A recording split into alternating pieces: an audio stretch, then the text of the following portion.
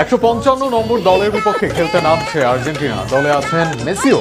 পুর্তো রিকো নাম শুনেছেন কখনো, তবে না শুনলেও এবার শুনে যাবেন, কেননা একদিন পর এই দলের বিপক্ষে খেলতে নামবে আর্জেন্টিনা।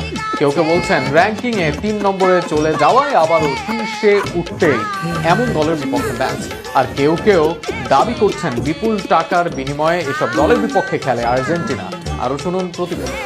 ফুটবল বিশ্বের সবচেয়ে সফল দলগুলোর একটি আর্জেন্টিনা। সাম্প্রতিক বছরগুলোতে তারা জিতেছে কোপা আমেরিকা, ফিনালিজমা ও বিশ্বকাপ, সব বড় ট্রফি।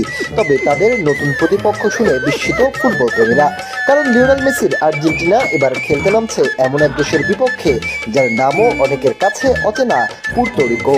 ফিফা র্যাঙ্কিংয়ে যাদের অবস্থান 155তম।